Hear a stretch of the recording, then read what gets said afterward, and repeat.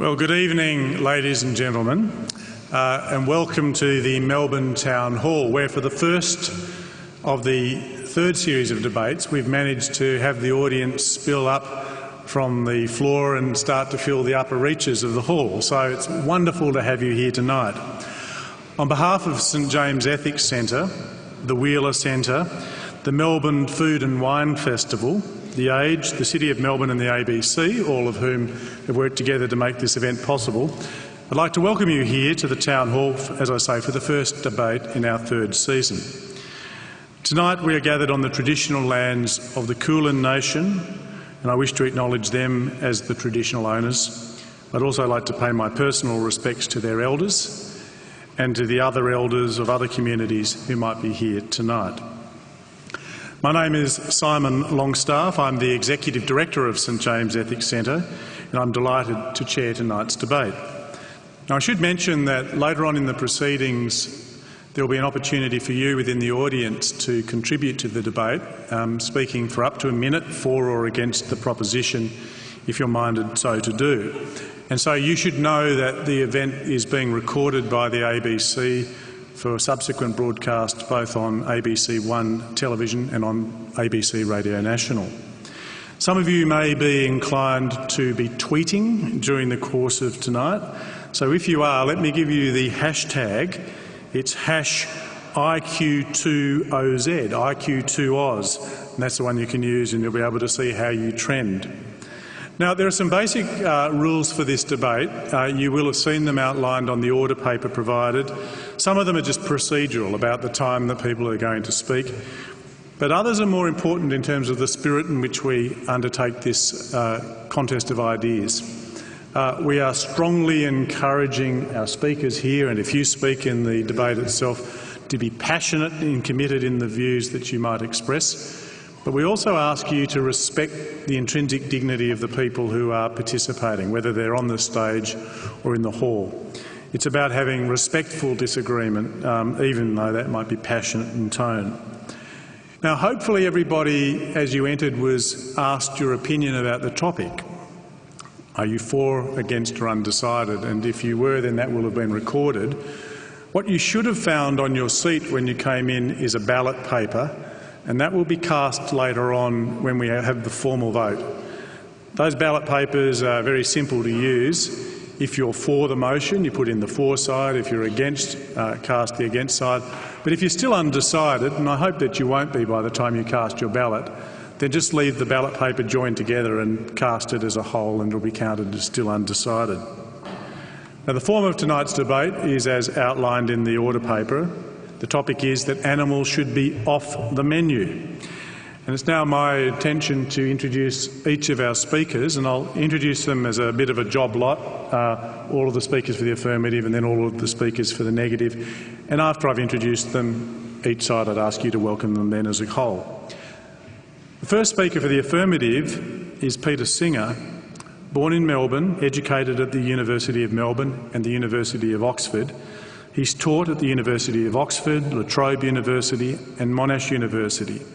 Since 1999, he's been the Ira W. DeCamp Professor of Bioethics at the University Centre for Human Values at Princeton University. And from 2005, he's also held the part-time position of Laureate Professor at the University of Melbourne in the Centre for Applied Philosophy and Public Ethics. Peter first became well known internationally after the publication of Animal Liberation, that seminal work in 1975. Since then he's written many other books, including Practical Ethics, The Expanding Circle, How Are We to Live, The Ethics of What We Eat with Jim Mason, and most recently The Life You Can Save. He's joined by the second speaker, Philip Wallen.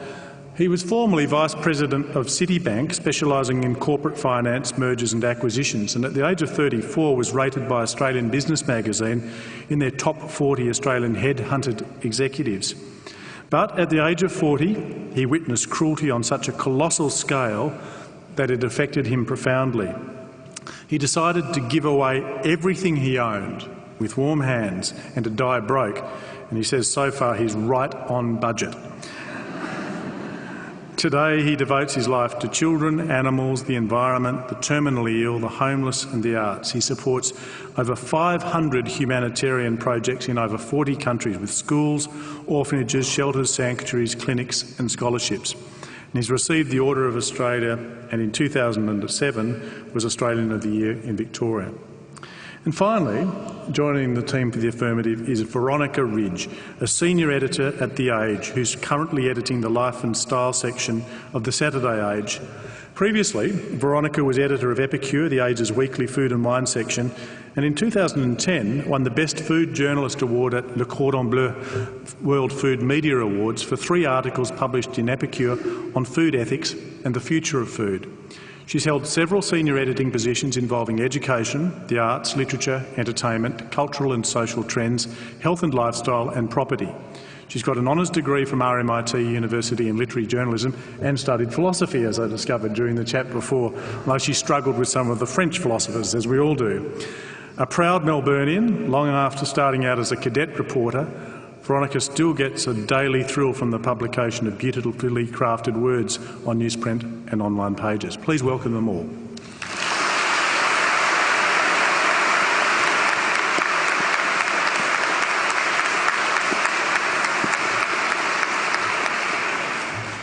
The team speaking against the motion will be led off by Fiona Chambers, a lecturer at Marcus Oldham Agricultural College in Geelong.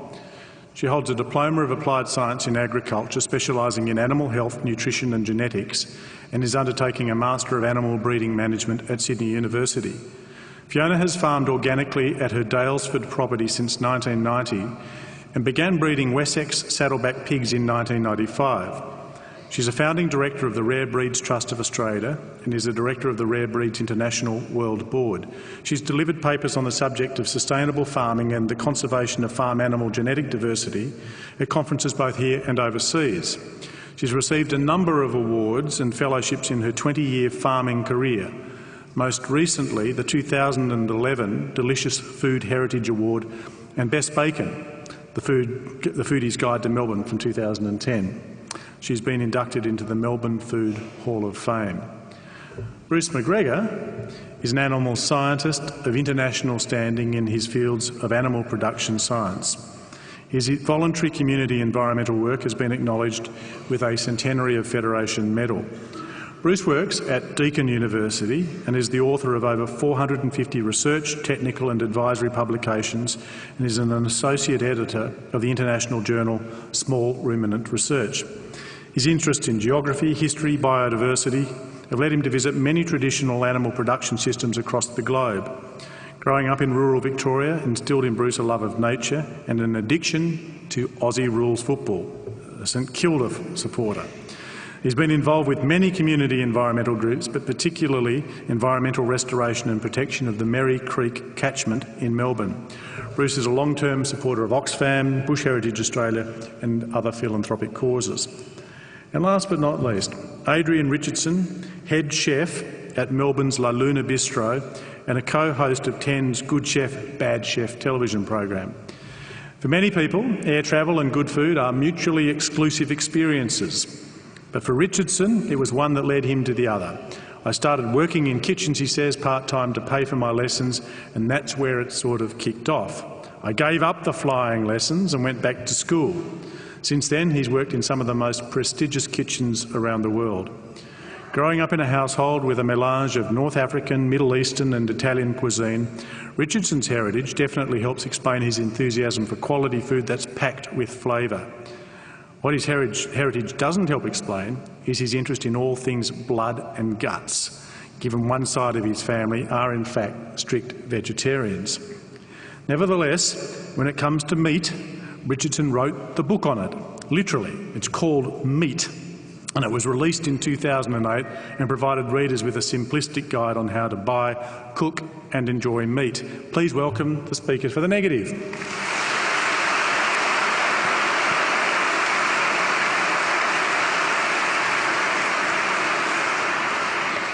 Ladies and gentlemen, the proposition before this House is that animals should be off the menu. I invite Peter Singer to address this House with his arguments for the affirmative.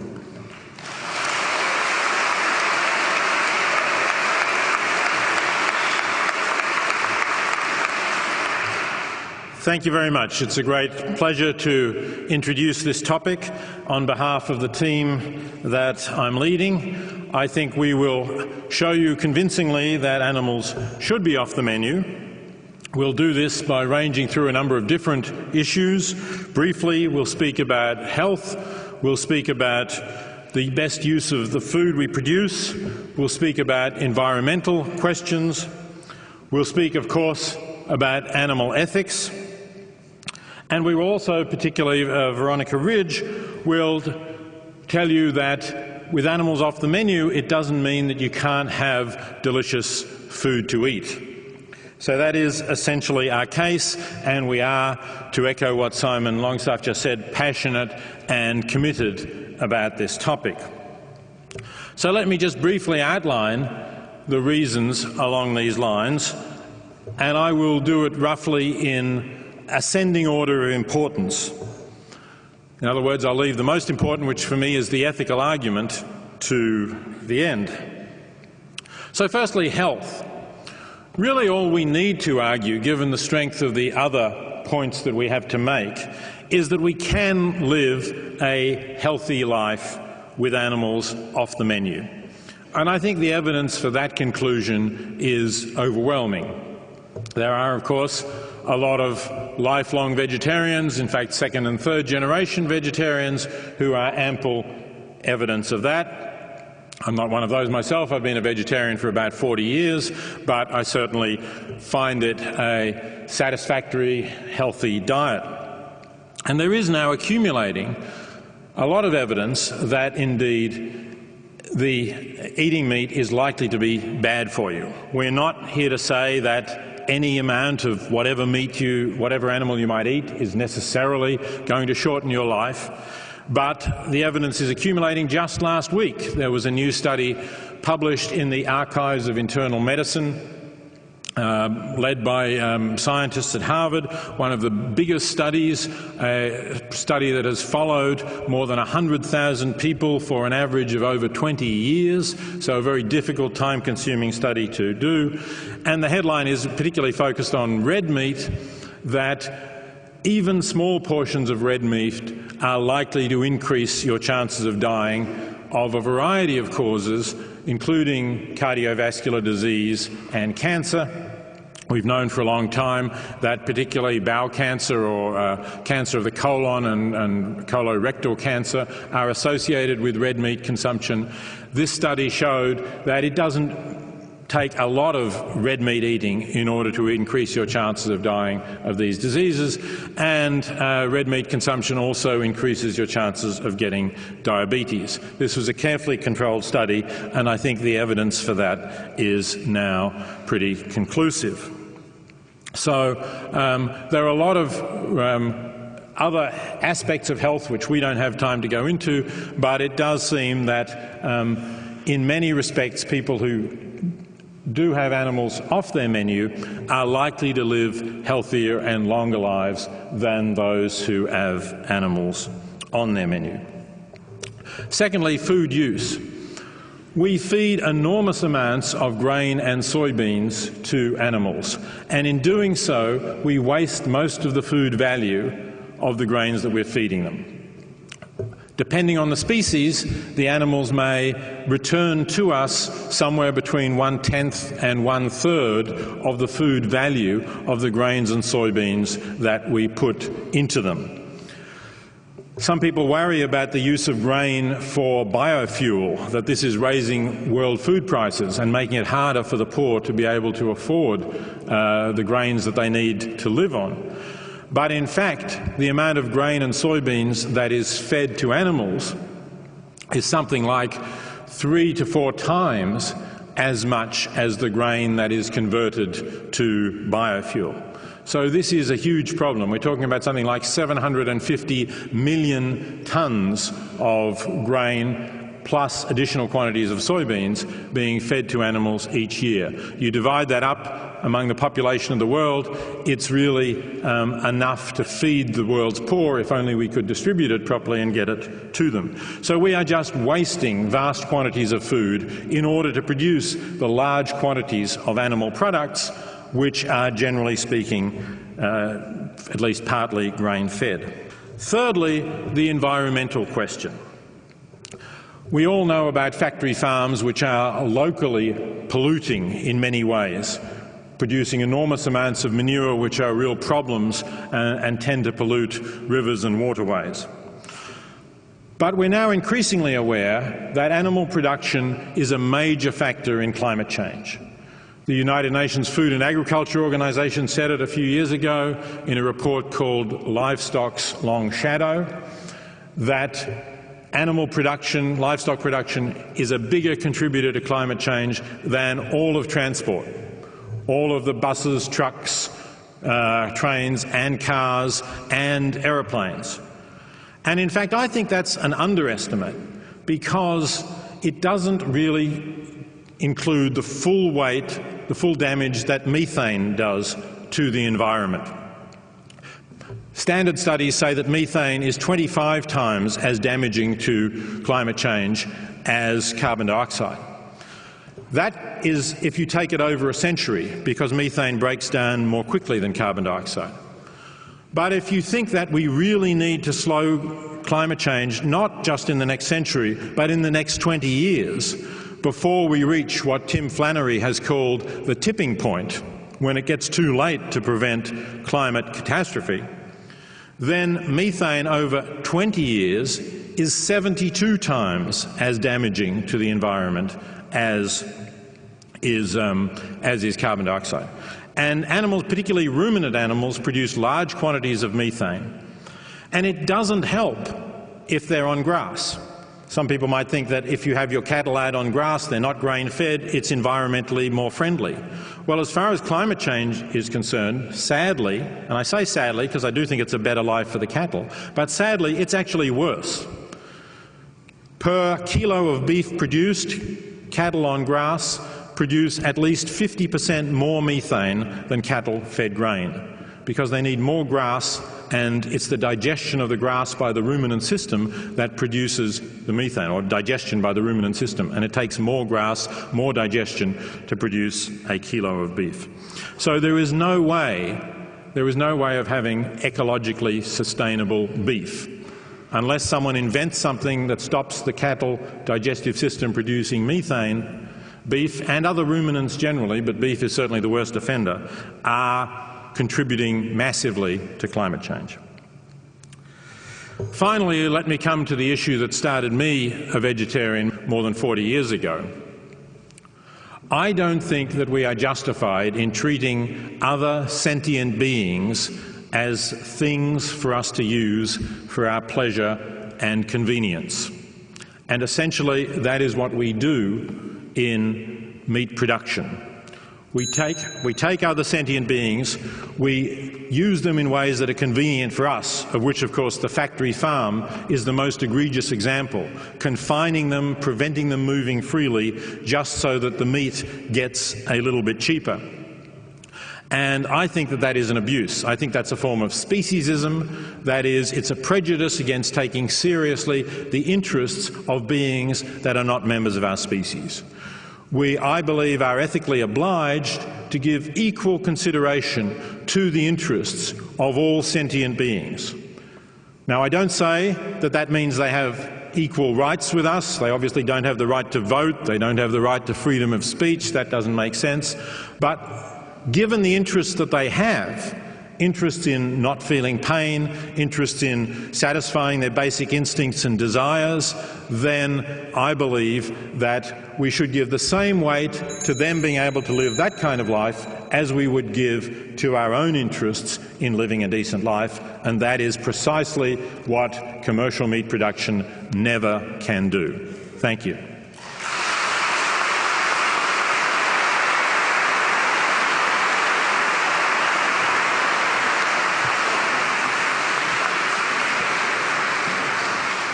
Fiona Chambers.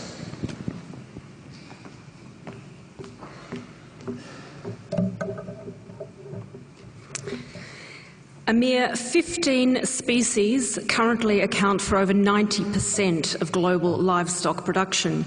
And of these, about 1/3 of cattle, pig, chicken and breeds already are extinct or currently at risk of extinction. To take these animals off the menu would move them from being at risk of extinction to being extinct. And extinction is forever. This would be an ecological and food security disaster. The irony is that in order to save these breeds and species, we do have to eat them, a paradox that exists because of symbiosis. That's an interaction that occurs when different organisms live in close proximity and association together, and typically to mutual advantage. So, for example, when a bee takes nectar from a flower, in payment for that, it transports pollen to other flowers to fertilise them. When an animal leaves a pile of dung on the ground, all the bugs come out from underneath and take that and use that pile of dung. Have we really come so far that we've forgotten the most basic laws of nature? I'm arguing tonight that animals should remain on the menu on an ecological basis, and I refute the statement that they should be off the menu. Indeed, the opposite is true.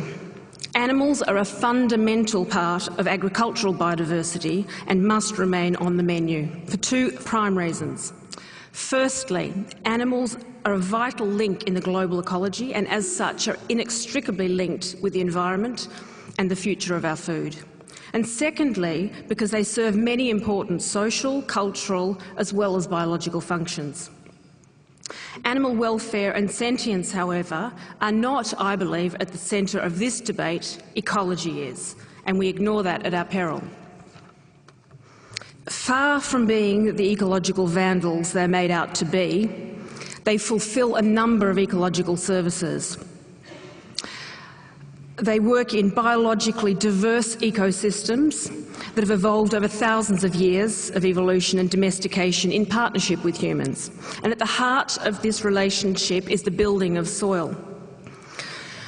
Bacteria live in that soil. In a single gram of soil, there are billions of bacteria, and there are an estimated 60,000 species alone.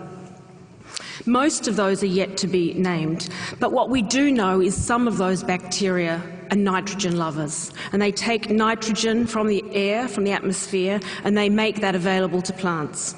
Nitrogen from the atmosphere that would otherwise be unavailable to plants or animals. Others are methane lovers, and the exclusive source of energy that they take is obtained by taking methane from the atmosphere. And it's research undertaken recently at Sydney University has shown that just 1 hectare of pasture has enough potential for these methane-loving bacteria to actually extract methane out of the environment that could be produced by 162 head of cattle. Now that's more than what you could run on a hectare. So it makes it methane neutral. Other research has shown that that's capable in much higher levels. It simply comes back to the management of our soil, the environment and the ecosystem, which includes the animals.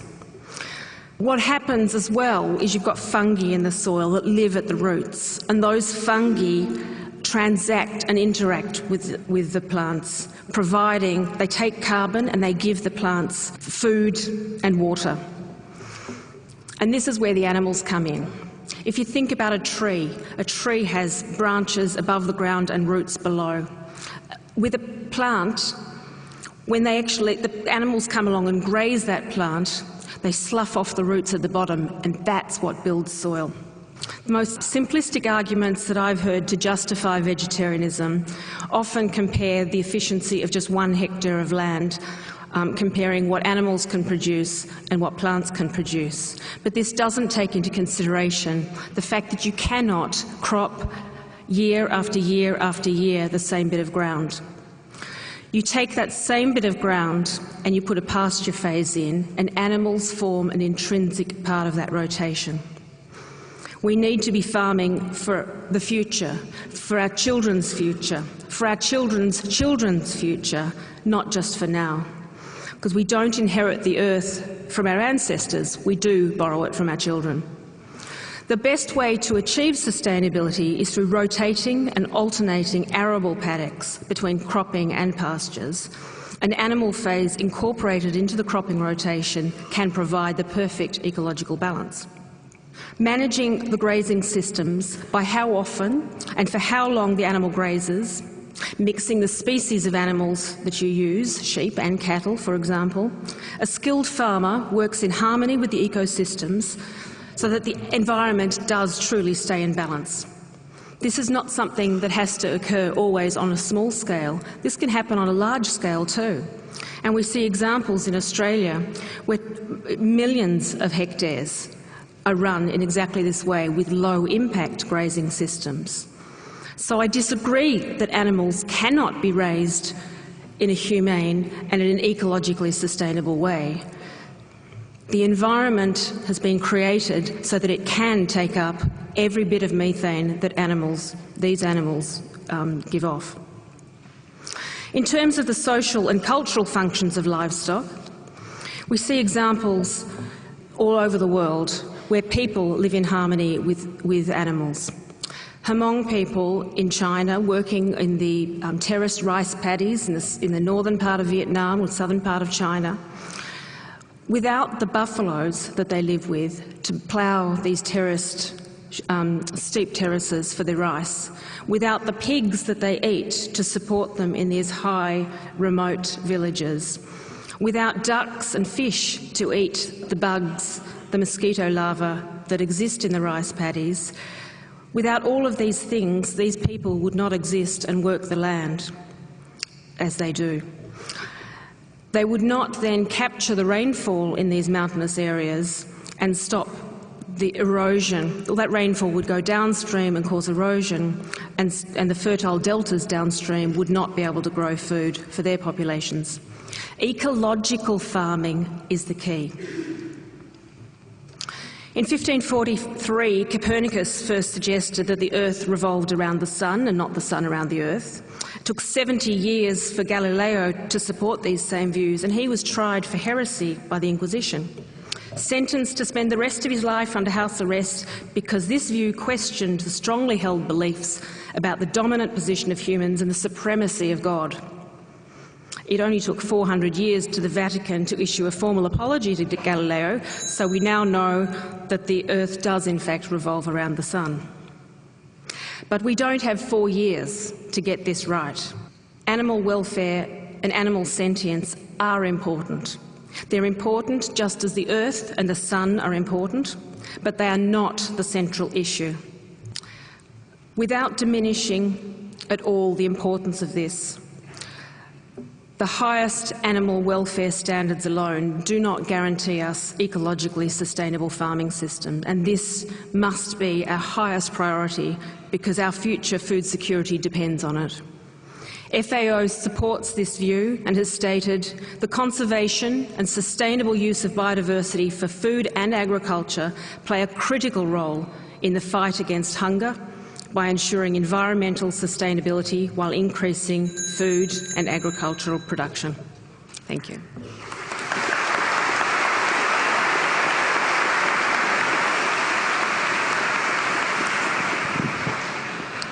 Philip Woolen.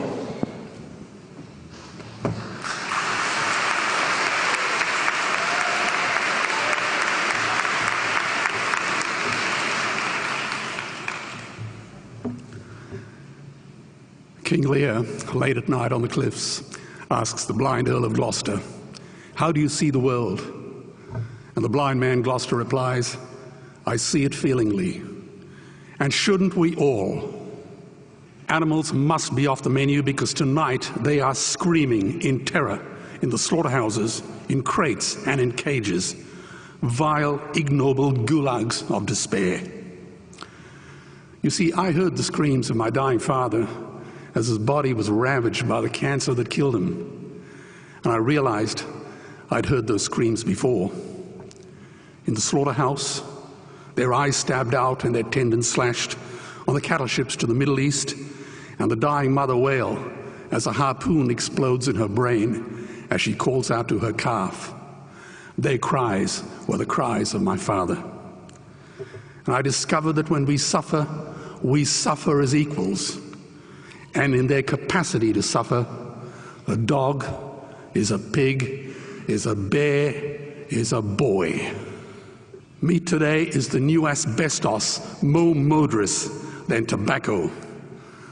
CO2, methane and nitrous oxide from the livestock industry are killing our oceans with acidic, hypoxic dead zones.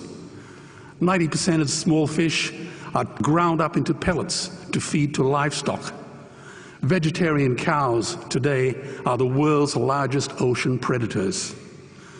The oceans are dying in our time. By 2048, all our fisheries will be dead, the lungs and the arteries of the earth. Billions of bouncy little chicks are ground up alive simply because they are male. Only 100 billion people have ever lived. 7 billion people live today. And yet we torture and kill 2 billion sentient living beings every week. 10,000 entire species are wiped out every year because of the actions of one. And we're now facing the 6th mass extinction in cosmological history. If any other organism did this, a biologist would call them a virus.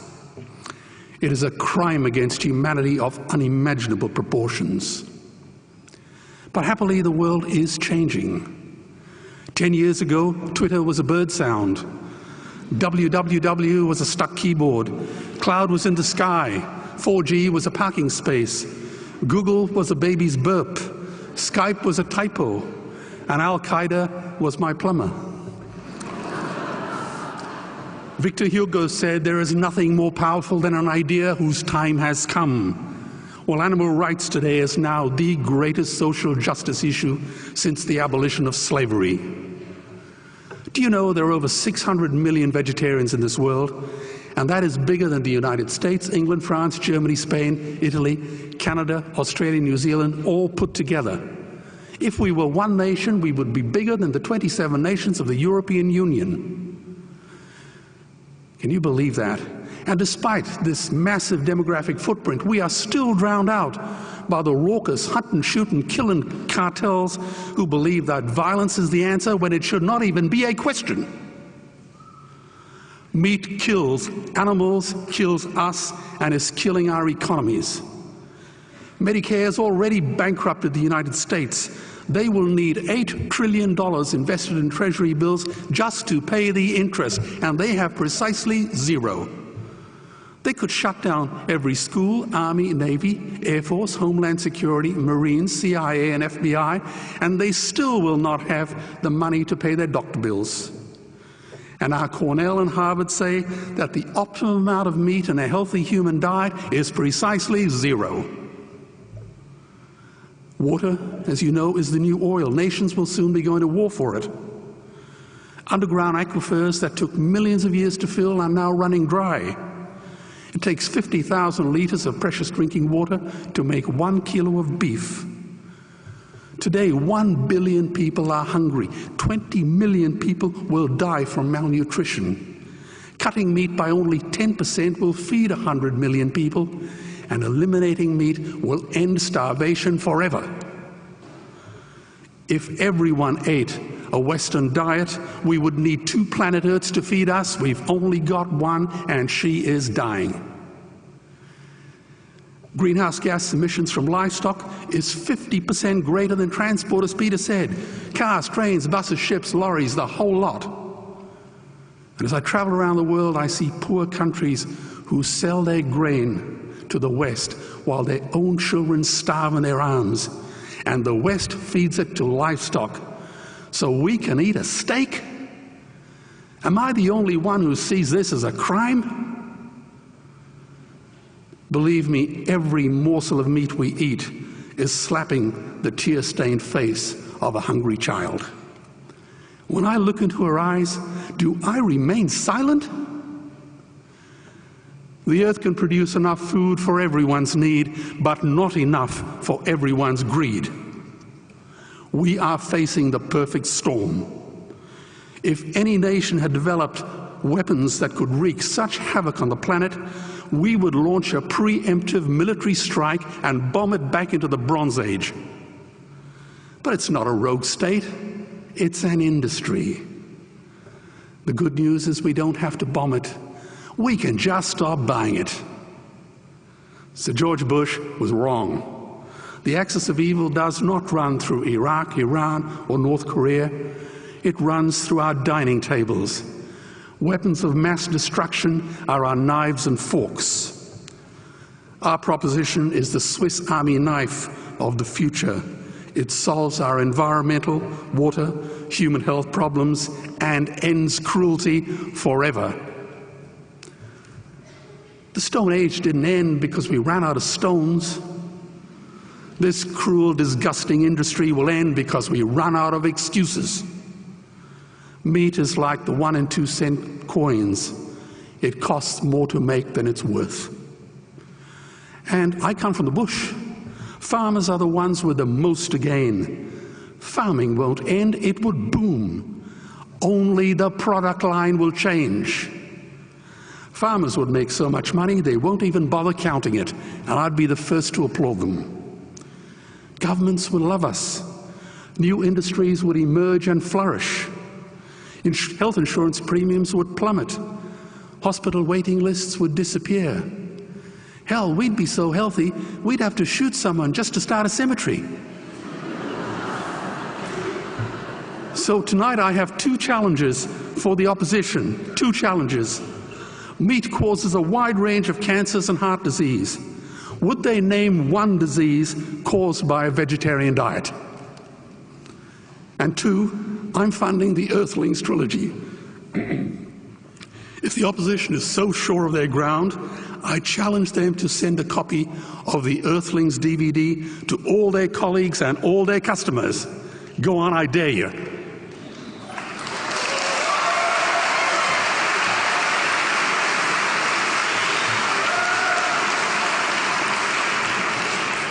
Animals are not just other species, they are other nations, and we murder them at our peril. The peace map is drawn on a menu. Peace is not just the absence of war, it is the presence of justice. Justice must be blind to race, color, religion, or species. If she's not blind, she will be a weapon of terror. And tonight, there is unimaginable terror in those ghastly Guantanamos we call factory farms or slaughterhouses. Believe me, if slaughterhouses had glass walls, we wouldn't be having this debate tonight. You see, I believe another world is possible. And on a quiet night, I can hear her breathing.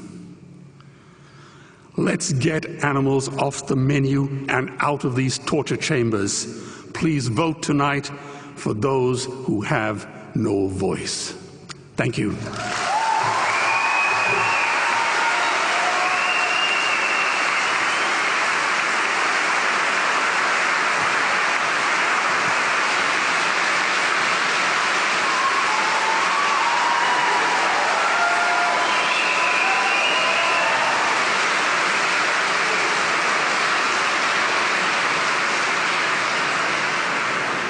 Bruce McGregor.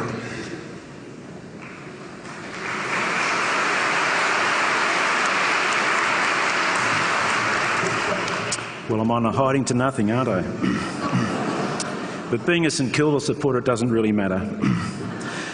There are 2 main points that I shall put against the proposition that animals should be off the menu. And these relate to human society and ecological sustainability. It's easy for us all to go and visit places where there are people who have animals on the menu, and if you're in any doubt, just pick up a Wheeler production called the Lonely Planet Guides.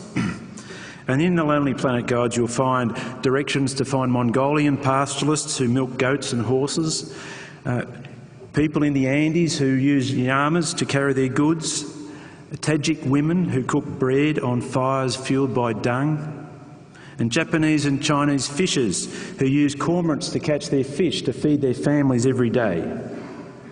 Arguing that animals should be off the menu threatens the food security and livelihood of at least 2 billion people.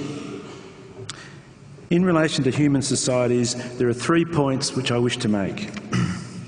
Firstly, taking animals from the menu will actually remove a vast amount of not only meat, but also milk and milk products such as yogurt and cheese, often essential items in the diets of vegetarians. You may ask, how is this possible when the animals don't have to be killed to produce meat? You need to remember an important thing. Half of the progeny are male, which do not produce any milk. And for efficient milk production systems, most males are grown to a suitable size and sold or used for meat, and only a very few are kept for breeding. The problem is that if you keep all the males and unproductive females, you'll have a huge waste of feed resources, and over time there'll be a steadily declining production of milk or whatever the product you're concerned is per area of land or feed resources. The second issue is that the affirmative position implies that many humanitarian organisations are misguided and morally wrong, and so clearly are the people who support them.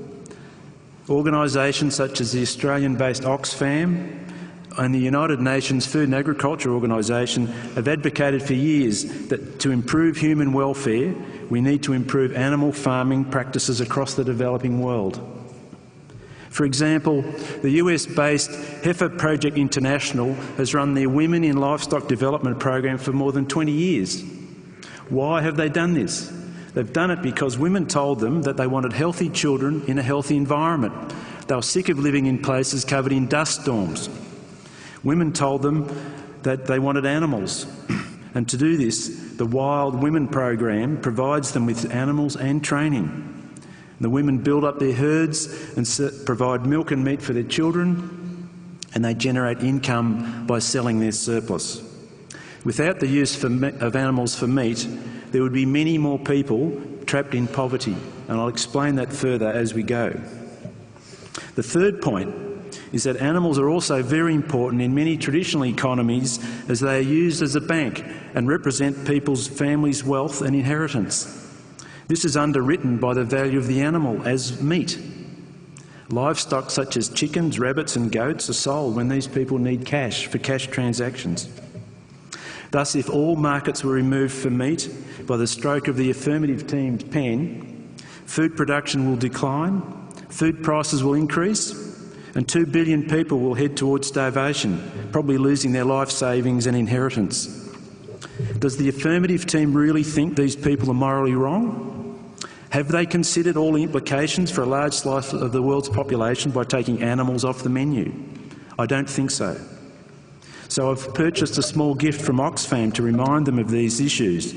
They include a card about chickens, duck and goat. The goat card says it's gruff, tough and does heaps of good stuff.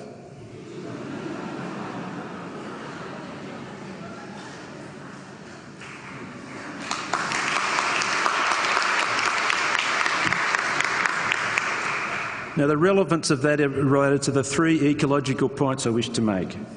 Firstly, animals produce a lot of nutritious food from materials that humans cannot eat. Animals do this in a range of harsh environments such as mountains, deserts, tropical forests and drought-prone savanna, places where people live. Grazing animals convert vegetation of absolutely no nutritional value to people into high-protein meat. Animals produce food where crops don't. They also convert a whole lot of material that's unaccepted to humans, such as crop residues, byproducts of processing, and unmarketable quantities of vegetables, fruits and cereals. Similarly, fish, eels and other aquatic animals convert water-based foods into high-value meat for humans.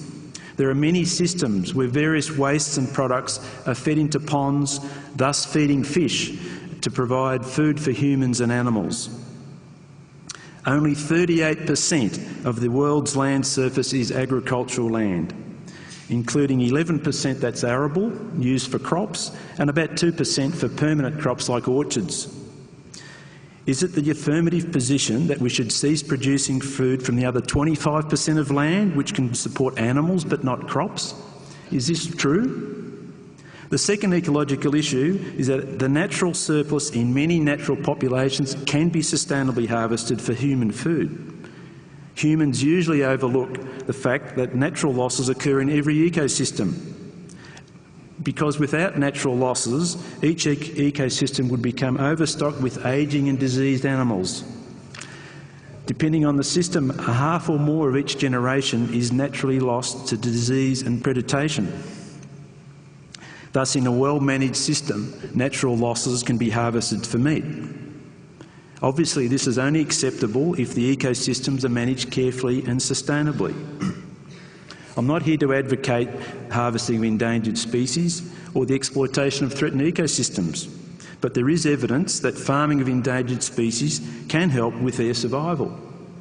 An example comes from North America, where native North Americans had complex cultures related to the migration of American bison. They had cultural limitations on the harvesting of the meat. Unfortunately, the American bison almost became extinct courtesy of the land wars that were waged against native North Americans. By the early last century, there were only a few thousand bison left, but they were saved in large part because of the number of farm bison, which increased rapidly. And in recent decades, bison have been used for meat and are now helping to restore degraded prairies. The critical issue with harvesting natural ecosystems is that too many species are not sustainably harvested. This is not evidence that animals should be off the menu. It is evidence that there is a need for more biological research into the productivity and resources available for these food stocks, and there's need for greater government oversight and enforcement of regulations. Every time you hear people say that we want less tax, that means less oversight and less enforcement. The third ecological issue is the environmental problems with cropping. Irrigated agriculture, for example, requires the extensive damming of rivers, disruption of ecosystems and degradation of land, including erosion, nutrient depletion, salt incursion and exotic weeds. All of these things are associated with cropping and land clearing. The alternative to cropping are systems of mixed enterprise agriculture, which Fiona referred to, where animals help to break disease cycles in crop systems. The effects of climate change over the next 40 years is predicted to reduce crop yields between 10 and 20% through the tropics and subtropics, and increase the amount of marginal land for cropping. There will be little alternative to the people who live there but to use this marginal cropping land for sustainable animal production. There is much to learn about these systems. The profession I belong to aims to improve the husbandry of animals and the management of production systems. Research is making these industries better. However, the investment into scientific research on a global scale is declining every year. Without appropriate investment, there will be little further development. Thank you very much.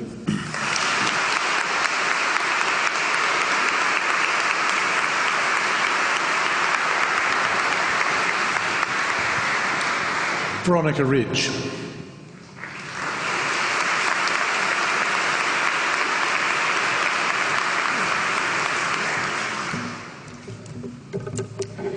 Last month, at a sleek food and design event in Milan, the world's top chef René Redzepi from Denmark excitedly unveiled his newest Epicurean discovery.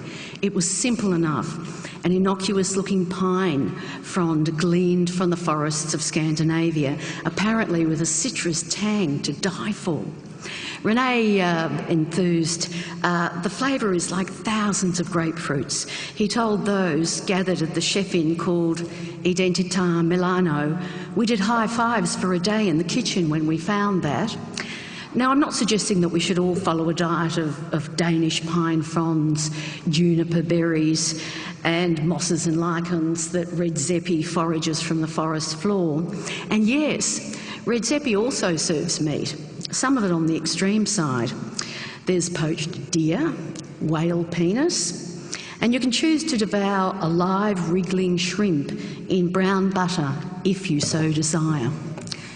The point I'm making is that at the world's top restaurant today, you can have a wonderfully entertaining, inventive and delicious meal made for you without slaughter.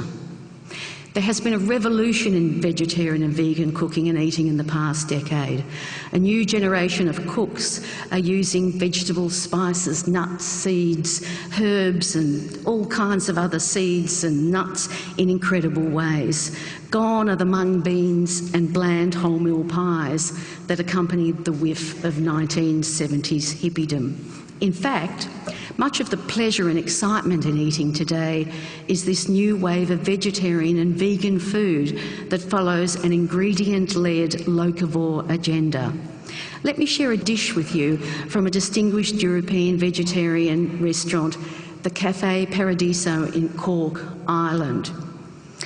Its description: creamy feta, pistachio and couscous cakes with sweet and hot pepper jam, citrus greens, coriander yoghurt and spiced chickpeas. Vegetarian degustations you can get here at Jacques Raymond, Vue de Monde, the Royal Mail at Dunkeld, at the Lake House at Dalesford are among the finest that you will find anywhere. Jacques Raymond's latest vegetarian degustation menu has 9 courses that build in texture, richness, flavour and drama as each is served. The final savoury dish in the lineup is a warm terrine created using lightly steamed Nicola potatoes, layered with aged Comté cheese and then seared to a golden crispness top and bottom. It's paired with crunchy tempura enoki mushrooms, a clean green sage and nettle puree, sharp poached nectarine for contrast, and there's a lovely hit of wasabi from granules that are a bit like sand, using a molecular gastronomy cooking technique. No amount of beef, lamb, chicken or fish could improve these meals. The same goes for vegetarian and vegan food from Melbourne's ethnic cuisines: Indian, Lebanese, Japanese, Mexican, all cultures that celebrate delicious and healthy animal protein-free dishes, and they have shown us how to do it. Recipes. The most innovative vegetarian recipes today are from the food writer Yotam Ottolenghi, who pens a column in The Guardian called New Vegetarian. Ottolenghi sets out, he says, to create fireworks with vegetables using noisy ingredients: lemon, pomegranate, garlic, chilli. A little tip for a Sunday brunch is green pancakes, lime butter and a couple of glasses of Prosecco. Google his recipes, you'll be amazed. Meat alternatives. New York Times columnist Mark Bittman recently did a blind taste test comparing chicken and fake chicken made from plants. He couldn't tell the difference, using the criteria taste, texture and chewiness. Bittman wrote, "Would I rather eat cruelly raised, polluting, unhealthful chicken, or a plant product that's nutritionally similar or superior, good enough to fool me and requires no antibiotics, cutting off of heads and other nasty things? Whole Foods in the United States will be selling it soon at a price cheaper than the chicken that made it on the supermarket shelf after a miserable 6-week existence." These people are showing us the way forward. In 2012, you can be a happily satisfied Epicurean and have ethics. There's even a word for it, an Ethicurian. History's great thinkers who advocated a vegetarian diet are too long to list here, but their theories covered religious, spiritual, philosophical, social, health, environmental themes. But one of the most moving arguments was put forward by 18th century English philosopher Jeremy Bentham, who said the question regarding animals is not, can they reason, nor can they talk, but can they suffer? While animals can't speak in ways we comprehend and their intellect is lacking, they are entitled to be treated with care because, like us, they feel pain. The fact that they can't put their suffering into words is no excuse for ignoring it. In fact, it puts a higher responsibility on we supposedly enlightened humans to identify their screams and help them. And of course, the modern landmark book raising awareness of animal rights, especially farm animals, Peter Singer's Animal Liberation in 1975. All these advanced thinkers, and yet the plight of animals for food hasn't improved much. Food production methods in the Western world, used since the 1950s, driven by a demand for ever cheaper food, are not only damaging our health and the environment, they have led to the inhumane, intensive farming of animals. Bruce and Fiona have mentioned the Mongolians and Chinese who do use meat in their daily lives. But in fact, we are defending that animals should be off the menu here. We have the choices. Some people don't. And too many people nowadays have been lulled into a sense of complacency by the thought that animals are slaughtered humanely, presumably then, therefore, removing any possible humanitarian objection to the eating of meat. Unfortunately, nothing could be further from the facts, as we have all seen in recent shocking footage, including an Australian abattoir. There is no such thing as humane slaughter, and there is a glaring double standard between the way we treat our pets with care and respect and not the animals we eat. Melbourne University academic Siobhan O'Sullivan argues in a new book that the key to understanding this is out of sight, out of mind. The more visible an animal is within the community, the more likely we are to treat it with kindness and respect. O'Sullivan points out that animal welfare laws for hens in petting zoos that teach children about caring for animals are more comprehensive than laws for broiler hens raised for meat. It's hypocrisy that most parents have had to consider. Sadly, lab and meat animals are out of the public view, and industrialised agriculture perpetuates concealment at almost every level of production. I conclude that the avoidance of pain and suffering of any living being should be the main consideration when making culinary choices. This is the number one imperative for all human beings and should be the guiding premise when choosing what to eat. I don't see an argument to counter this on the basis that you can eat brilliantly without slaughtering animals. Thank you.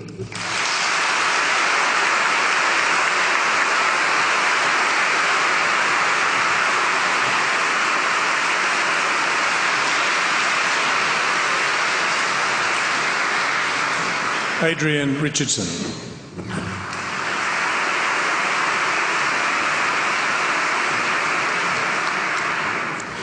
Thank you very much. I love meat. I love cooking meat, I love eating meat, and I love serving meat to other people. If it's got a pulse, I can cook it. And there are plenty of people here tonight that have eaten my moist, juicy, tender beef. If you haven't, you could always pop down to my restaurant, La Luna Bistro. Just tell them Adrian sent you.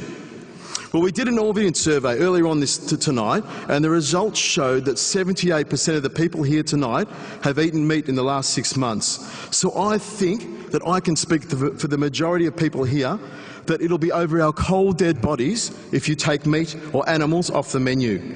It would be un-Australian. We, of course, are the country that invented the BYO meat barbecue. We are meat eaters, carnivores. We are so close to our mammoth hunting, savage ancestors that it's not funny. It's in our nature, it's natural.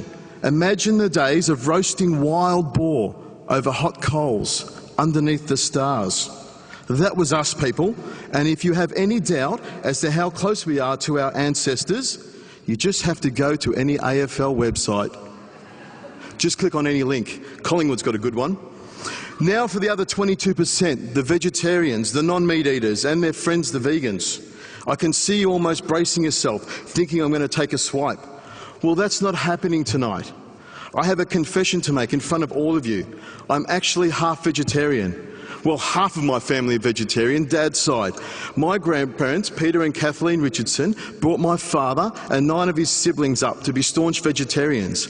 They believed that life is sacred. And I agree. I think that vegetarianism and the act of not eating the flesh of another beast is a most noble cause.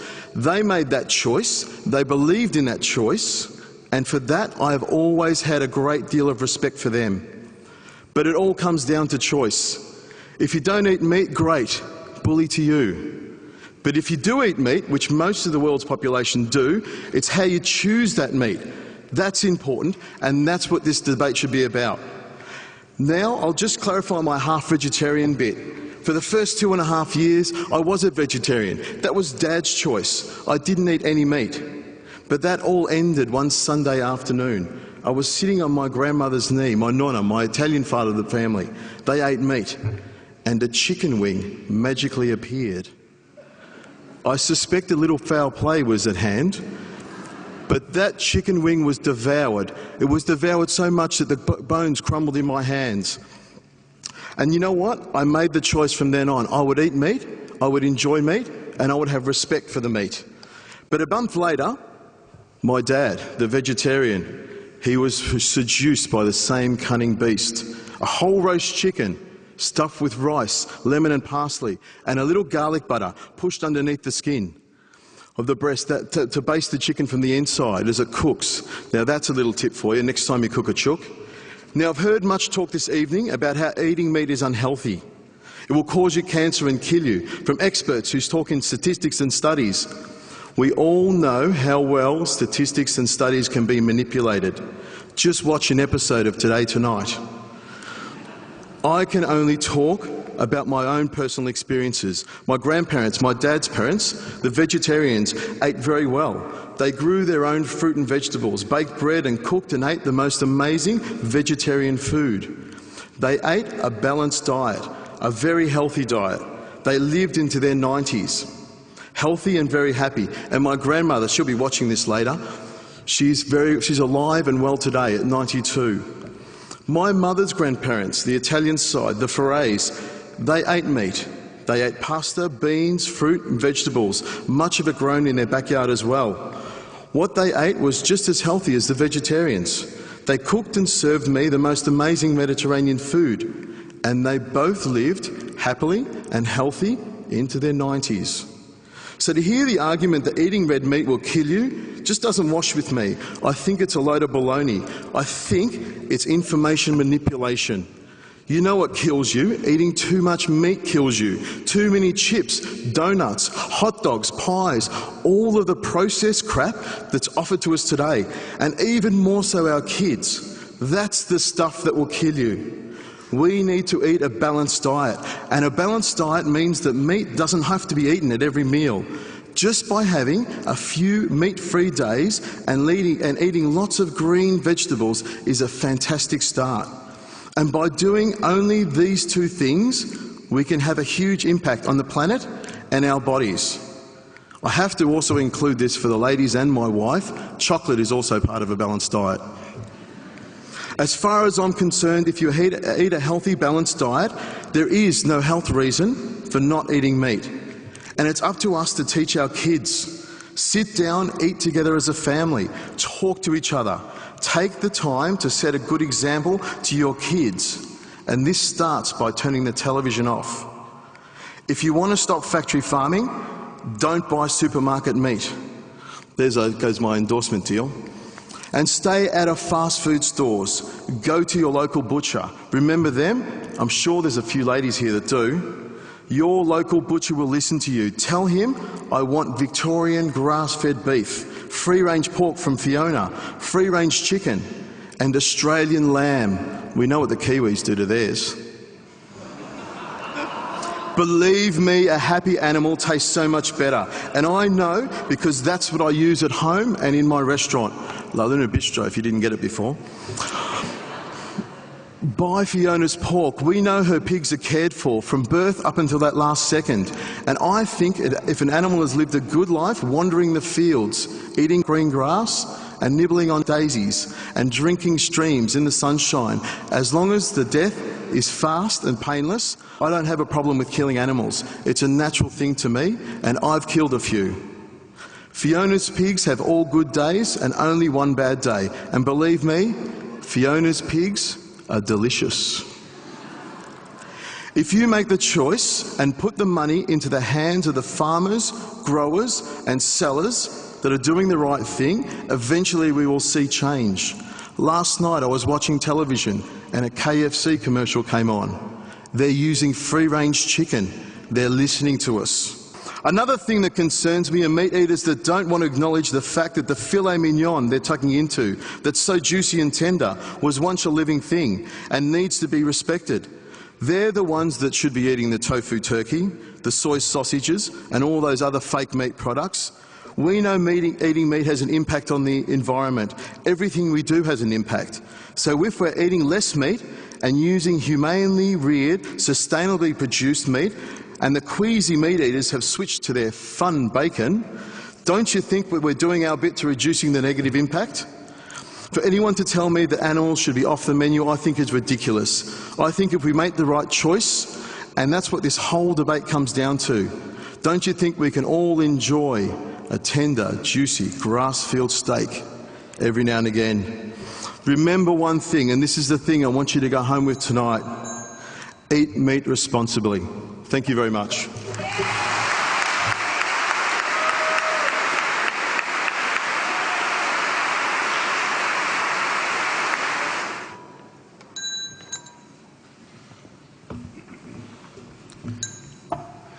Well, ladies and gentlemen, you've heard the arguments from our 6 speakers, and in a little while you'll be able to cast your vote. But before you do, there's an opportunity now for people in the audience themselves to contribute to the debate. So what I'd like to do, if we bring the lights up a little bit, there are microphones just here, here and up the back. And what I'd like to do is provide anybody who wants to speak for the motion or against the motion up to a minute to do so. Perhaps make your way to the microphone if you'd like to have a go at influencing the audience and how it's going to vote. Before I do though, Philip, you issued a challenge to the other side, and I don't think they heard it because you had a bit of a frog in your throat at the time. So do you just want to repeat what that challenge was? There were 2 challenges. The first one, we know, well, everyone except the opposition knows of the cancers and heart diseases caused by meat. Let's accept that. Now, I wanted them to tell me one disease that they can identify that is caused by a vegetarian diet, and 2, if they are so confident about their position, about what actually happens on these animal factories, would they be prepared to, because I'm funding the Earthlings Trinity, would they be prepared to give a copy of this DVD to all their friends, family, and most importantly, their customers? What's it called? And I'll pay for it. What is it? It's called Earthlings. Earthlings, right. And by the way, you can Google it if you like.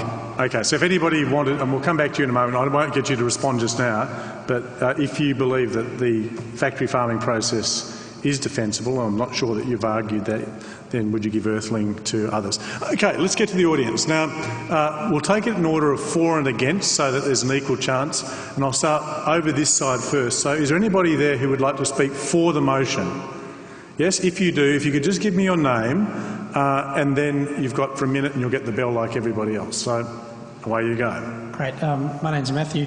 I just was interested in hearing about the soil carbon stuff. My understanding is that the University of Sydney research was underway, but there's no peer-reviewed scientific outcome. So in other words, that research that someone was doing into trying to get carbon into soils to try and offset the methane production, which is terrible, from the belching of cows and sheep, and therefore agriculture is by far the biggest vector of emissions once you take into account the fact that we currently under-account on the multiplier effect for methane in the atmosphere. So in fact, methane should really be calculated on a 105 times basis, not a 25 times basis, and that's the latest NASA data for the effect of methane. So my understanding, and Fiona, if you can quote which peer-reviewed journal that's come out in, because I believe it hasn't, and I looked into this about a week or 2 ago, you'll find that although someone claims they're doing some tests, they haven't got it published, and so it hasn't been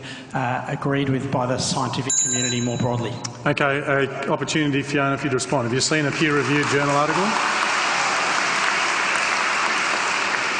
Great comment, and no, I can't answer that at the moment, and I'm more than happy to go away and look into it for you. I think what is clearly known is that these bacteria do take out methane, and that's where the research needs to be. Further research into that to look at how they can take that up, because we're looking at a cycle. So it's how we can maximise those in the soil. So the short answer is no, not no. Somebody wants to speak against the motion. My name's Wei. I happen to be a doctor, and I'd like to make some comments about Mr. Wallen's challenge about the health effects of a vegetarian diet. Now, I would like to comment that there has been some research that shows that vegetarians do lead healthier lives than meat eaters, but unfortunately, a lot of the meat eaters in those studies are those who eat, steaks and hot dogs and chips and hamburgers every day. What hasn't been adequately studied are people who eat a balanced, healthy diet with small, medically recommended amounts of meat. He wanted me to mention a number of diseases that can be caused by a vegetarian diet. Now, I do agree that a balanced vegetarian diet can result in very good health, but unfortunately it's not always easy to get it right, and a significant number of people do get it wrong. I think in Western society, a vegetarian diet does lead to the increased risk of deficiencies of calcium and iron, which can impair brain development. In the third world, it's almost a death sentence. I'd like to mention that Mr. Wallen mentions cancers and cardiovascular disease especially. Now, nearly everything causes cancer, but one of the most studied and most infamous carcinogens is aflatoxin from plants. Okay, thank you. Thank you. Okay. So I'll now take somebody who wants to speak. Can I just comment? Yeah, I just wonder whether Dr. Wei has actually seen the Archives of Internal Medicine study that was published a week or so ago, because it is controlling for the variables you've mentioned. It's controlling for other things like the amount of fat eaten, whether people are eating chips. It's also, relating to what Adrian said, it is both unprocessed and processed red meat. It's not only. So I do think there is evidence that even modest amounts of red meat contribute to an increased mortality from these diseases. I have a fantastic mind for trivia, and I remember learning at school that if you eat 20 kilograms of onions, you'll get sickle cell anemia. And that will be the least of your problems. Right, I'll come back. Down here, somebody wants to speak for the motion. And Adrian, you said that eating meat is a natural thing. We've evolved to do it. But I want to know what is natural about drinking another animal's breast milk, scalding chickens alive to defeather them, force-feeding ducks with tubes down their throats so that we can enjoy foie gras, and systematically separating male and female calves so that one can be slaughtered for veal and the other for breeding, and what is natural about keeping hundreds and thousands of animals cooped up in cages in which they cannot stand up, they cannot turn around, and they can barely move.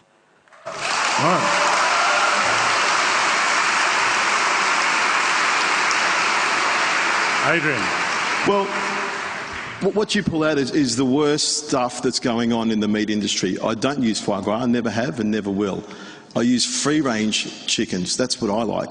Now, it's about doing the right thing, and I don't think, you pull out all this emotive language, and it's wrong, some of this stuff. And if you're worried about veal and, geez, it's horrible to, we shouldn't be eating veal and we shouldn't be killing baby cows, don't eat milk and cheese. Take it off your menu. You're the ones that can control this. That's what it's all about.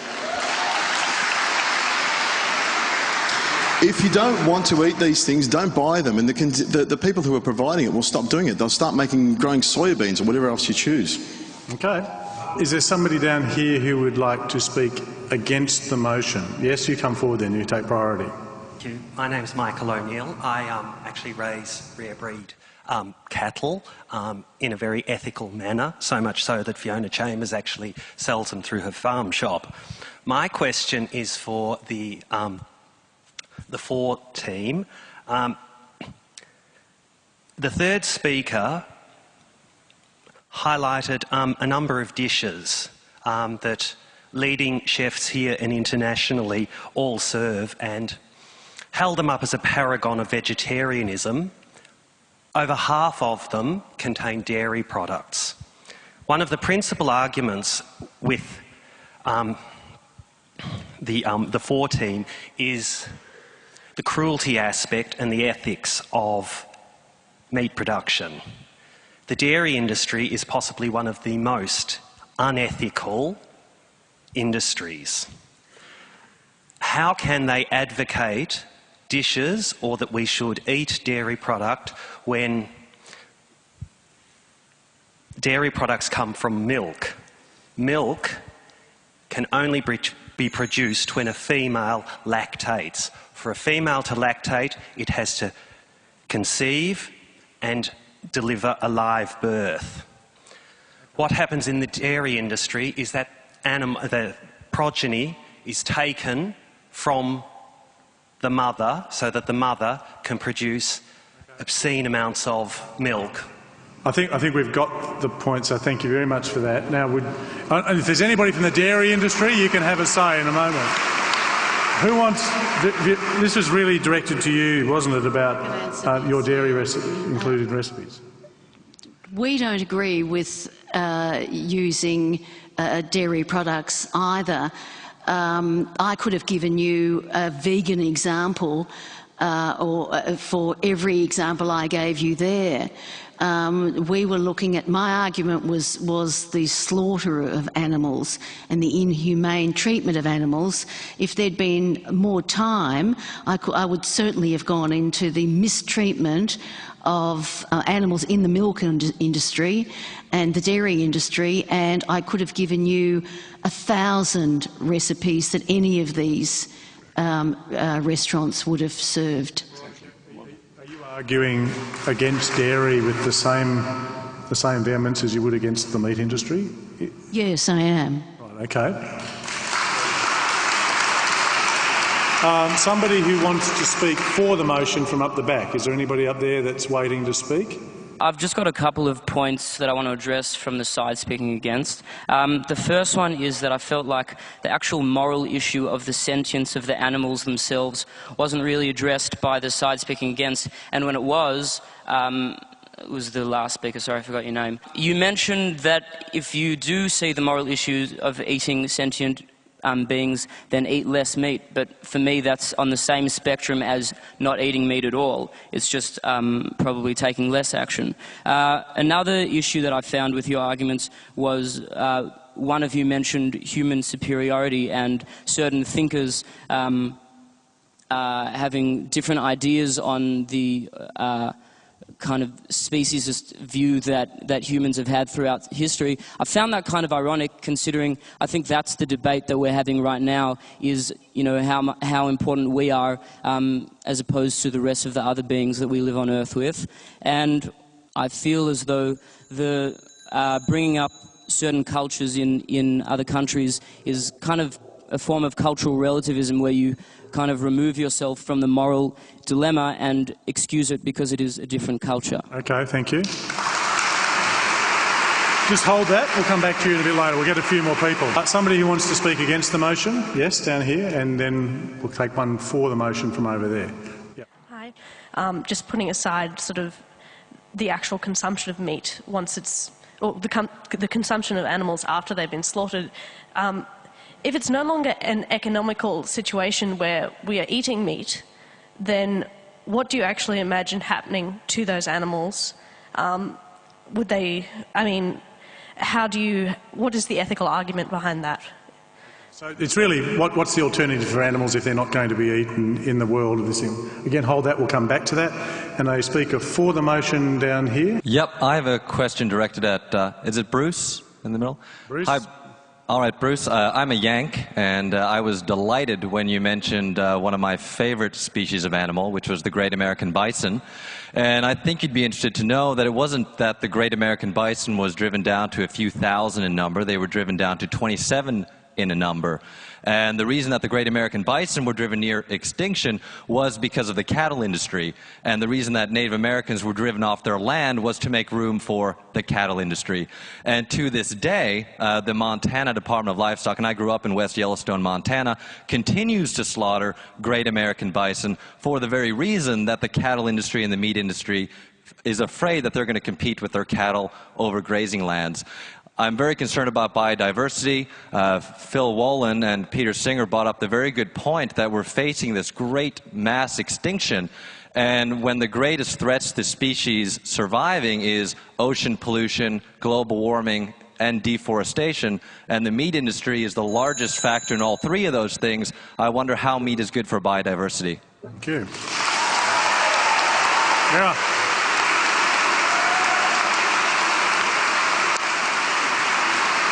So let's start off with animal sentience, Fiona, which I know you wanted to say something about.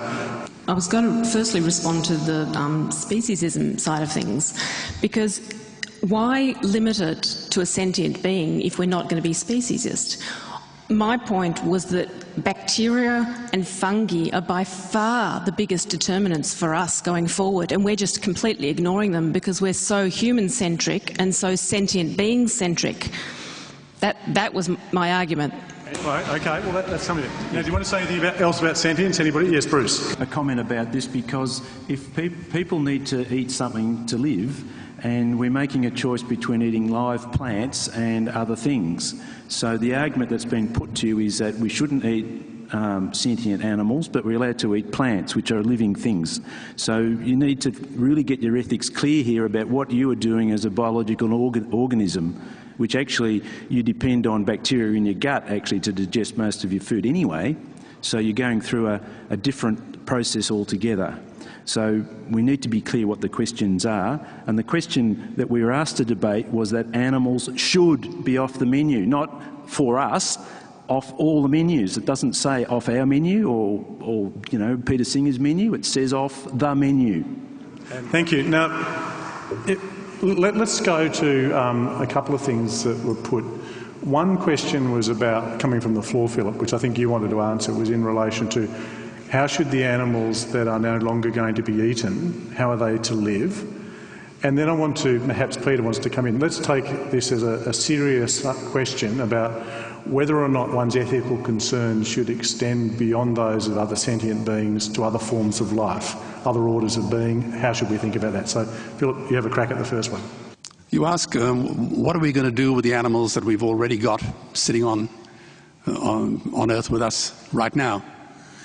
Those animals came into being because their parents were artificially inseminated. They were produced in a factory, an animal factory. All we got to do is turn off the factory. What about just talking about the dairy industry? How did the cows were actually artificially inseminated? So that's a big piece of it. In fact, of the 70 billion animals that are killed according to the FAO every year, 50 billion of them are poultry.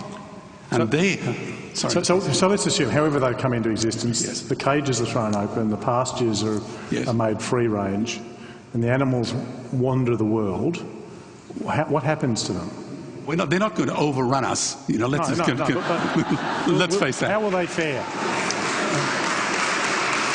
I'll cut you a bit of slack. I'll let you eat all the animals that are already sitting in the factory farms. Just stop producing any more, okay? Okay. And Peter, the question about other orders of being, why those with sentience being given privilege? I think the fundamental principle here is, as I said, one of equal consideration of interests.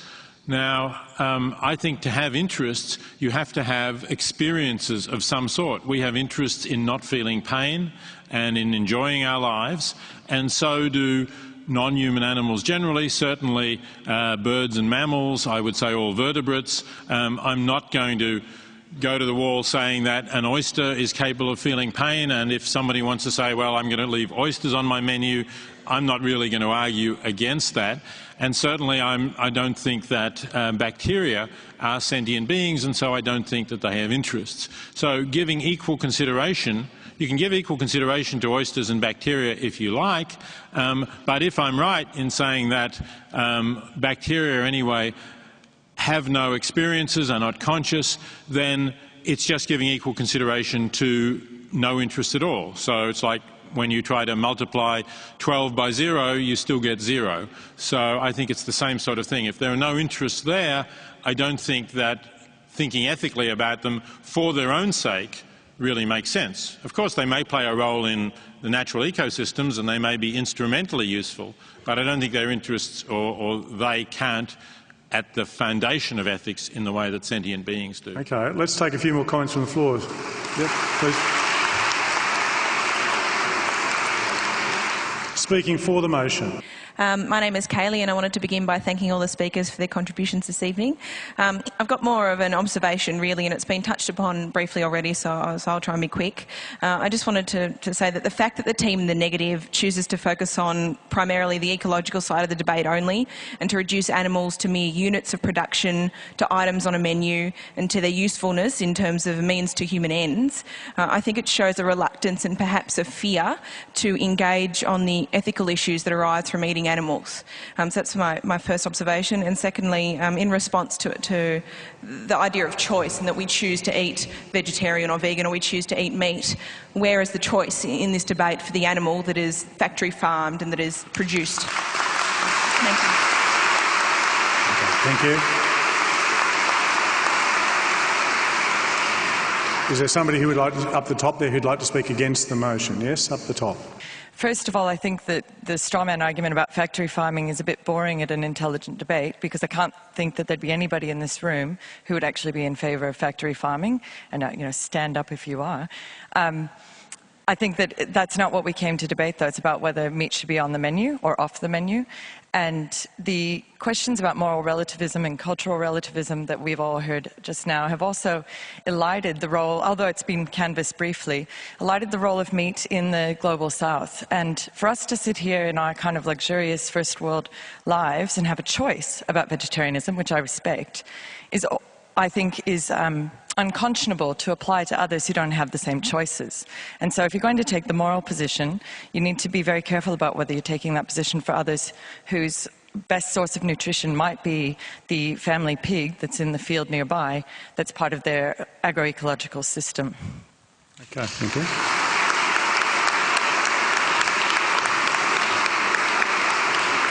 Speaking for the motion, yes.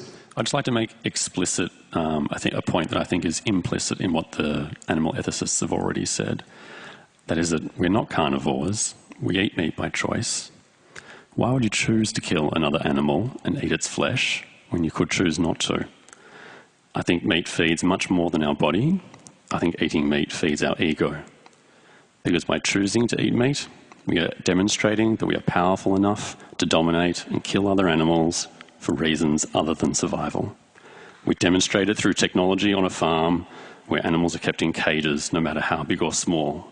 We demonstrate it through technology in an abattoir where animals are killed systematically by machines. Lastly and most importantly, we demonstrate it with our wallets, where we pay top dollar for prime steak as a display of wealth. We are not carnivores, we eat meat by choice, and we choose to eat it to feed our ego. Yeah.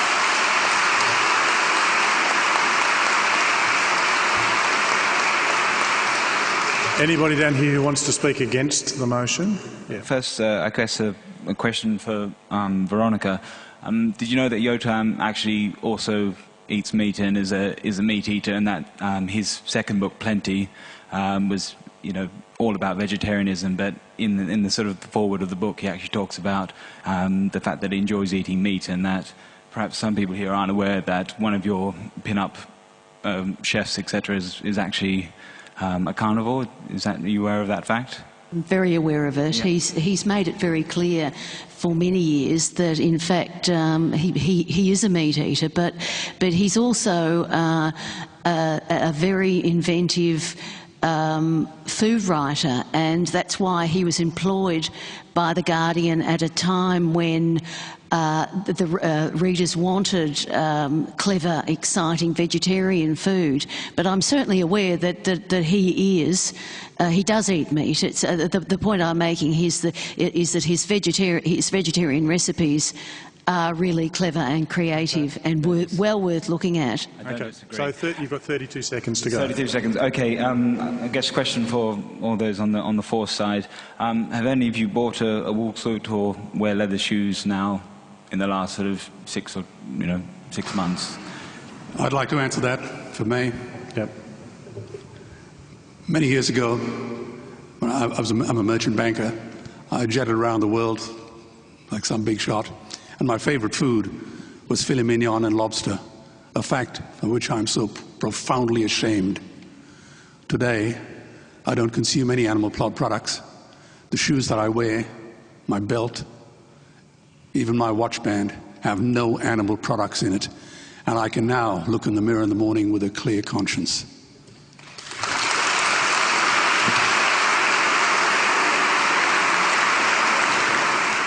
Is there somebody up the top who wants to speak for the motion? Yes, and then we'll take... So I guess that I feel like there were two arguments raised that I think were flawed and I think are often used in different moral debates.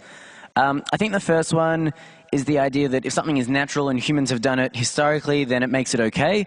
While this is maybe an intuitive thing that people like to nod their heads to, I think that, you can take, for example, the idea that women, naturally are supposed to raise their young kids just by the fact of breastfeeding. But today we have ways to go around that in the 21st century, and it allows women to enter the workforce, it allows women to do a whole range of things. So I think that just because something's natural, if we can choose to transcend it, and that gives people or sentient beings a better life, then I think that we should. I think the other important issue is that often it's talked about the fact that people lose their jobs if something's changed, or the implications that that will have on workers. And I think, as you can see with things like with the slavery industry, when that was first proposed to be banned, the amount of jobs lost was something considered, and I think that that should never really be a factor or a large factor, because ultimately as society changes, jobs in different areas will be lost. But for massive things like billions of animals a day, that shouldn't influence our actions more than the billions of animals that are killed. Thank you. Okay, and just to be, because people have been waiting, I'll take the first speaker on each side here. You'll be the last two speakers, so I'm sorry for those who've missed out, but we need to do it. So one speaker each from this side, and you can sort it out amongst yourselves. The rest, I'm afraid, will have missed. So, yes.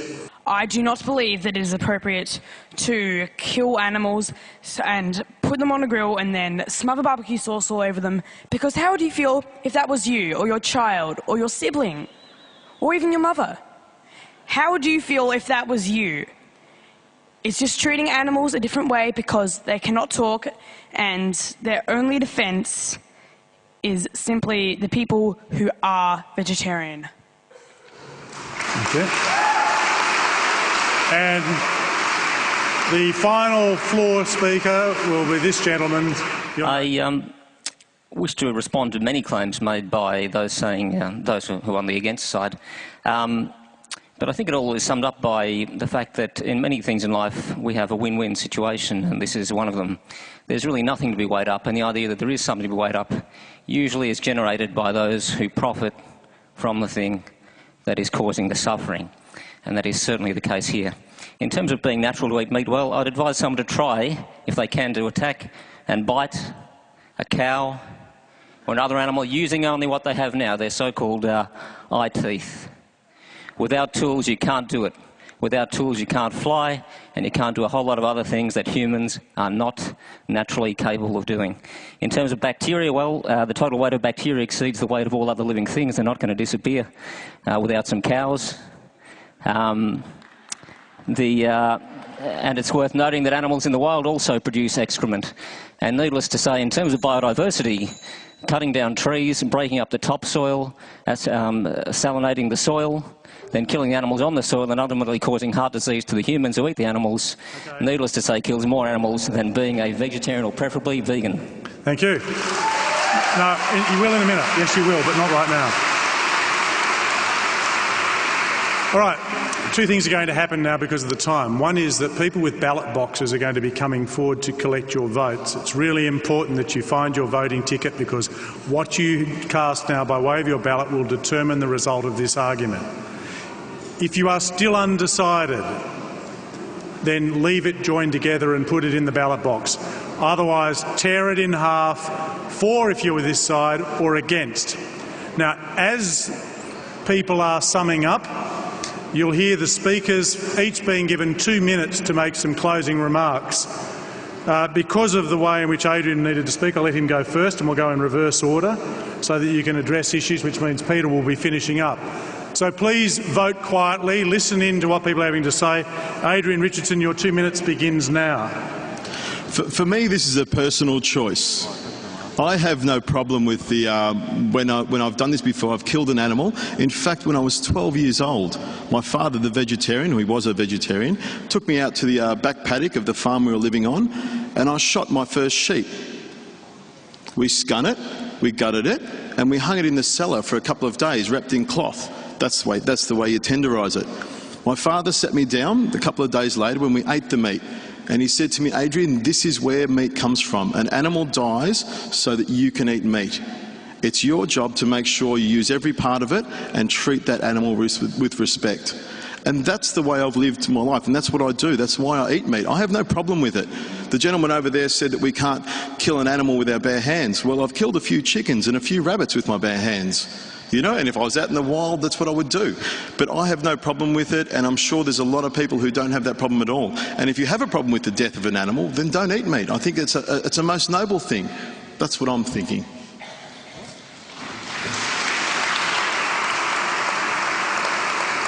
Veronica, you'll be next. You've got 2 minutes. I'd also be interested in, Philip, just to give you some warning, one of the arguments that was put on the thing that from the floor was that this is not about factory farming, and I'd like if you could, when you make your comments, to remark on if there was no factory farming, would that in any way change your view? So just to have that on notice. Veronica, your 2 minutes begin now.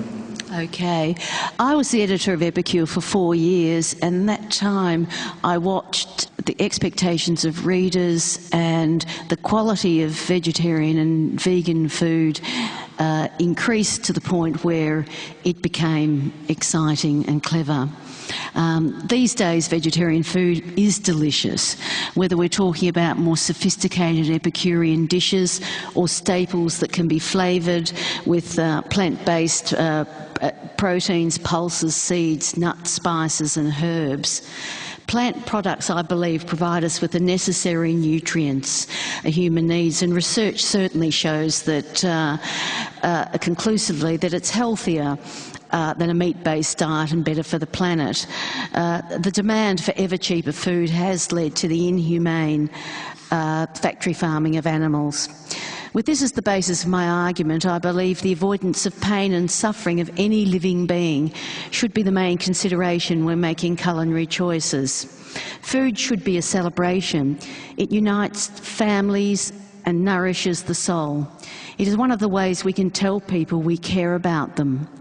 Before sitting down to our next meal, perhaps we should all consider acting on the knowledge that no being has to suffer and die for us to live and thrive. Dr. Bruce McGregor.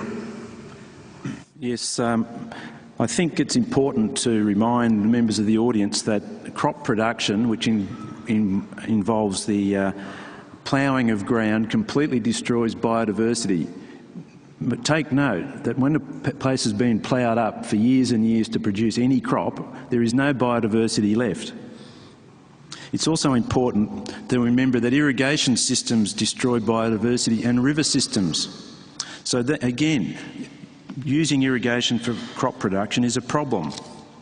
An example of another sort of production system is soybean production in Brazil, where large areas of the Amazon rainforest are being destroyed to produce soybeans. There are at least 2 billion people who depend on animals for their food and livelihoods, which is underwritten to some extent by their value as meat. It's important to consider the welfare and ethics involved in this. Otherwise, one could be regarded as being purely selfish and perhaps misanthropic. Many species of animal will benefit from proper studies of their management and biodiversity. At the moment, there's very little investment on a world scale in proper sustainable food production systems in natural and farm systems. There's a huge investment in military expenditure. It has been estimated 60% of the investment is in military issues and not into the things that we're concerned about today. So the future, really, of this debate is linked inextricably to the human population pressures. I mean, there's going to be 9 billion people producing methane every day. 150 years ago, it was less than 2 billion. The issues with farmed animal production and methane need to be put in the context of the huge numbers of native animals that have been wiped out. As one of the speakers mentioned earlier, cattle have been replacing native ecosystems.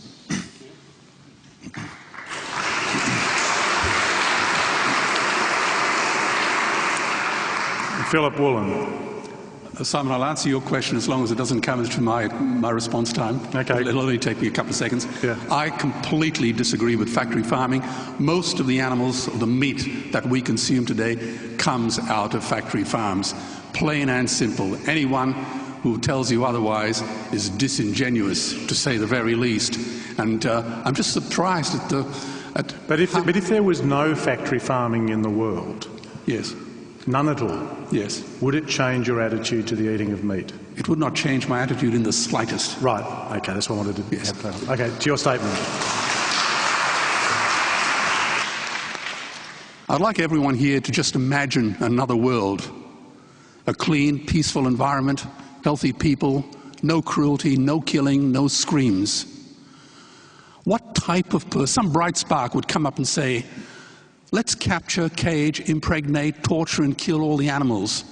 Let's eat their rotting corpses and make our bodies a graveyard for murder victims. What would you say to someone who came up with that brilliant idea? Well, if no one here would invent such an industry, what kind of person would defend it? I guess I know the answer. Upton Sinclair said, it's difficult to get a man to understand something when his salary depends on him not understanding it.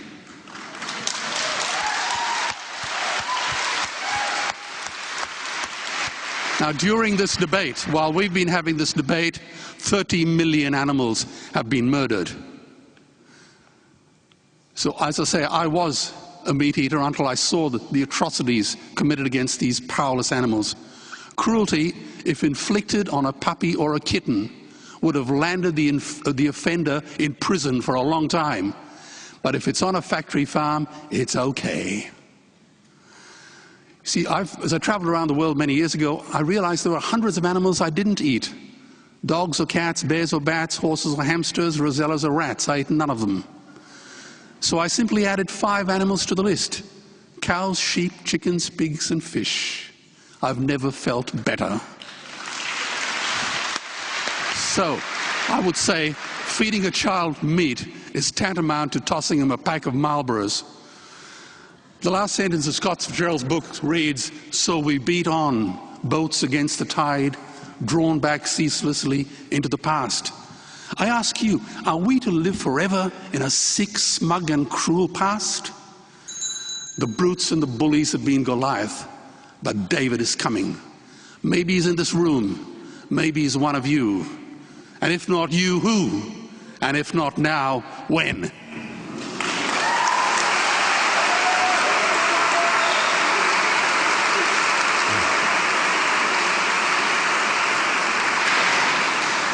Fiona Chambers.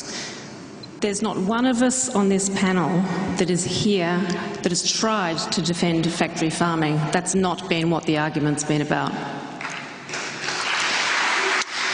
You are not correct in saying that just about all meat is from factory farming in Australia. In Australia, the situation is different, and we've only got 6% of arable land, and the vast majority of that is extensively grazed on low-impact, environmentally sustainable systems. Not all of it, and I'm not defending the part that's not sustainable, but it's not true to say that most livestock is from intensive situations. here in the beef situation. In terms of humane slaughter, it's been said that it's not possible to slaughter animals humanely, and that's not true.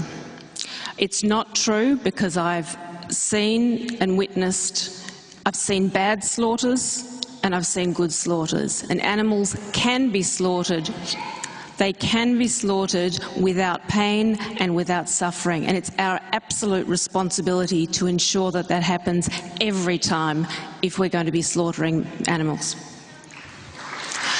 Nothing less than that is acceptable, and I'm the first to agree with that. But this debate was not about whether or not it's possible to slaughter animals humanely, because that in itself is not a reason for why animals should not be on the menu or whether they should be on the menu. Just to say it's possible to kill them humanely is not reason enough. But to use animals in a sustainable system to build soil is a reason to keep animals on the menu. Thank you.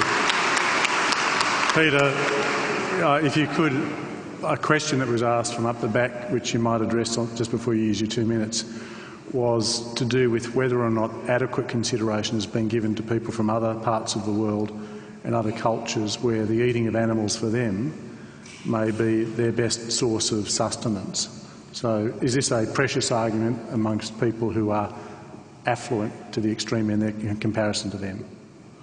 Well, certainly, I think that I interpret the question as a choice for us, and we have choices. I did not think we were talking about whether animals should be off the menu for example, hunter-gatherer people in the Amazon, or people living in arid grasslands in Africa where they graze cattle and that's basically their major source of food. I'm certainly not going to stand here and say you have to put animals off your menu, even though that means that you and your children will starve. I think the ethical issue is one for us who can walk into a store and either buy meat or buy some equally or more nutritious plant-based foods. I think that's the case where I would argue that animals should be off the menu. Now, do you want your 2 minutes now to do your summary? Okay, thank you. So, firstly, let me say on this point about are we talking about factory farming or not, if we're not talking about factory farming, then animals will be largely off the menu because we won't be able to supply the amount of meat that people are eating now from the kinds of farms that we're talking about. I mean, I think Adrian said that people should buy Fiona Chambers' pork. Well, how many? I don't know if you can feed even this audience, let alone all the people out there. And there may be other organic farmers who are trying to do the right thing by their animals, but it is still a very small niche market. I'd like to see it expand, I suppose, at the cost of the factory farms. That would be certainly better than the factory farms continuing. I'd welcome that to that extent. But really, we can't sustain the kind of meat eating that we have in the society from these small organic farms. That's sad, but it's the truth of the matter. Now, Bruce talked about crop production, but the fact is, and the damage it can do to the environment, but the fact is that we would need much less of it if we were not feeding crops to animals. He mentioned the Brazilian soybean production, but I think 70 or 80% of that is fed to animals. So that's exactly the problem. And even with beef in Australia, 80% of the beef sold in supermarkets has ended its life in feedlots. So we are feeding grain. We don't do quite as much of it as the United States, it's true, but we are still feeding grain to the cattle, to the beef that is the majority of the beef that is produced in Australia. Finally, I want to say something about this issue of slaughter. I welcome the fact that Fiona Chambers is concerned about the suffering and cruelty. She says that it should be humane every time. The problem is that in a commercial slaughterhouse, you make money by processing more animals. There's a book called Every 12 Seconds. That's how long in a particular slaughterhouse where this man worked every 12 seconds another animal was being killed. You just cannot keep up the humane standards reliably when you're under constant pressure to kill more animals faster. So if we want commercial slaughter, there are going to be cases of cruelty. You'll never make sure that it's all humane. Thank you, Peter.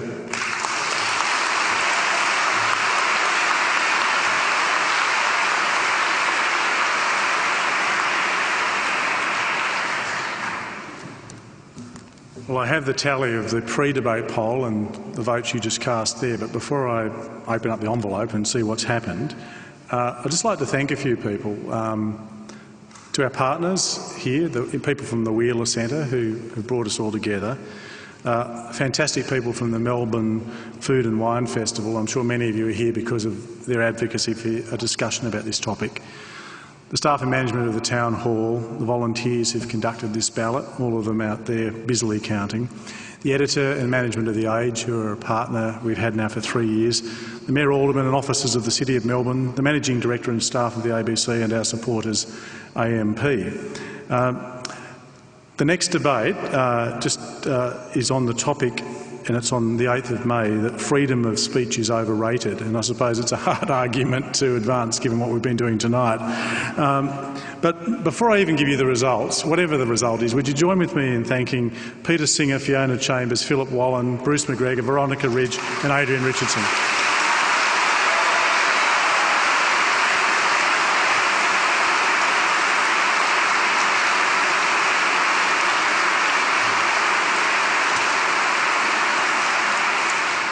It's whatever you think about this, it's amazing to think that, I don't think we would have got this many people 15 or 20 years ago for a topic about this. It's extraordinary the way in which the consciousness of this issue has been changed over the last few years.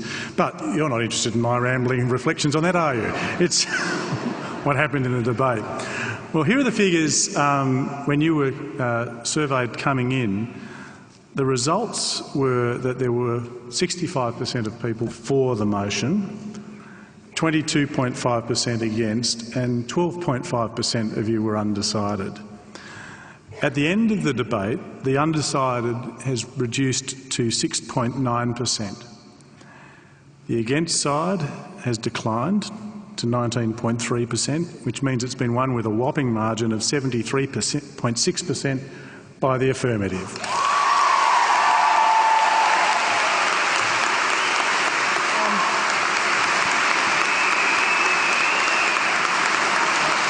Finally, thank you to all of you for coming along tonight, for your support, and I now declare the debate to be closed.